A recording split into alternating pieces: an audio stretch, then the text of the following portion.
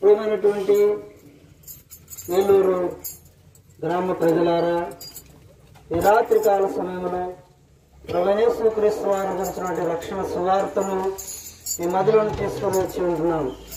అదేమిటంటే తన ప్రజలను వారి పాపముల నుండి ఆయనే రక్షించిన కనుక ఆయనకు యేసు అని పేరు పెట్టబడును అని దేవుని వాక్యము లేఖనాలు సెలవిచ్చినట్లు ప్రభువైన యేసుక్రీస్తు వారు 2024 సంవత్సరాల క్రితము ఈ లోకానికి వచ్చి ఉంటున్నాడు. అదే డిసెంబర్ 25న క్రిస్మస్ జరుపుకుంటాం.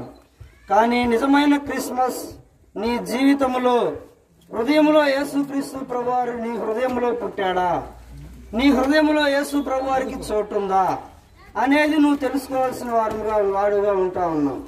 కారణం ఏంటంటే లోకములో మానవుడు పాపమనే ఊబిలో కూరుకుపోయి ఇష్టానుసారముగా జీవిస్తా ఉన్నాడు. పాపమునే తింటూ పాపమునే త్రాగుతూ పాపములోనే జీవిస్తా ఉన్నాడు. అలాంటి వారి కొరకు రక్షకుడుగా యేసు ప్రభువారు ఈ లోకానికి వచ్చాడు. యేసు అంటే రక్షకుడని దేవుని వాక్యం సెలవిస్తా ఉంది. చూడండి, యేసు అని పిలిచే మాటలో జీవం ఉందండి. ఏ అంటే గాలి లోపలికి పీలుస్తాను, సు అంటే బయటికి వదులుతాను. అదే యేసు అంటే నీ జీవము యేసై ఉన్నాడు. యేసు ప్రభువారు లేకపోతే నీకు జీవితం లేదు. యేసు ప్రభువారు లేకపోతే నీ జీవితం శూన్యమైపోతుంది, చీకటైపోతుంది. కాబట్టి లోకంలో చీకటి బ్రతుకులో జీవిస్తా ఉన్నాడు మానవుడు. ఎందాకుంటావు చీకటి బ్రతుకులో, ఎందాక పాపం అనే ఊబిలో కూరుకుపోయి ఉంటావు. అందుకే దేవుడు ఈ సాయంకాల వేళ నీ రక్షణ సువార్త, ఈ గొప్ప సువార్త, ఈ మహిమ సువార్త, ఈ మహిమ గల దేవుని సువార్త నీ మధ్యలోనికి తీసుకొని వచ్చున్నా ఆ గొప్ప రక్షకుని నీ హృదయంలోకి చేర్చుకుంటే నువ్వు ధన్యుడు అయిపోతావు. ఒకవేళ ఈ లోకాన్ని విడిచిపెట్టినప్పటికి కూడా, ఒకవేళ ఈ లోకంలో జీవిస్తూ అపాయకరమైన స్థితిలో చనిపోయినా కూడా దేవుని రాజ్యంలో ఉంటావు.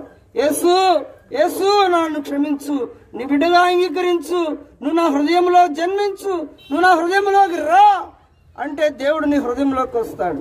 చెప్తున్నాం, మేము కూడా ఒకప్పుడు పాపము చేసిన వారమే. అయితే దేవుడు ఇటువంటి మాటల చేత మమ్మల్ని పట్టుకున్నాడు.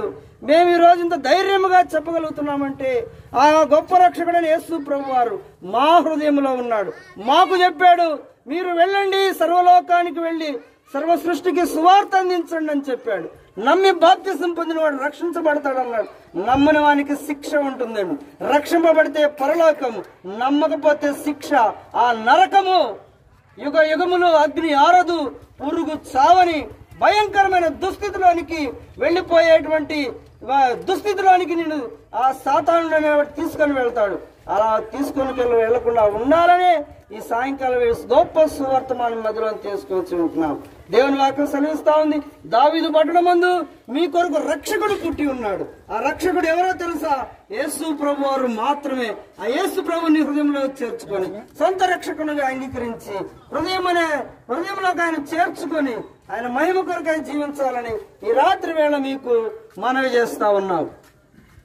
ఇంకా మీరు ఎక్కువగా తెలుసుకోవాలంటే చిలకలూరుపేట పట్టణంలో ఆర్టీసీ కాలనీలో హెబ్రోన్ ప్రార్థనా మందిరం ఉందండి. మీరేదో అక్కడికి వచ్చి దేవుని వాక్యం విని ఆత్మీయ మేలు పొందవలసిందిగా ప్రభువైన యేసుక్రీస్తు వారి పేరు ప్రేమతో ఆహ్వానిస్తా ఉన్నాం.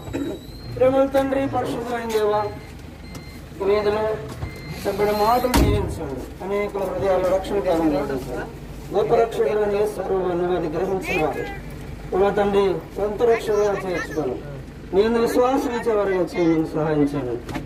ప్రభా తండ్రి మా సహోదరులు అందరూ కరపత్రికలు ప్రభా తండ్రి ఇస్తుండగా అవి చదివి ప్రభా తండ్రి గొప్ప రక్షకుడు అని వాళ్ళు గ్రహించినట్లు సహాయం చేయ, ముందుకు వెళ్తుండగా తోడుగా ఉన్నాను.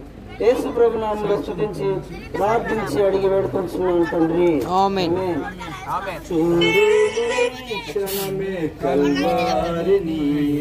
ప్రేమ ప్రభుని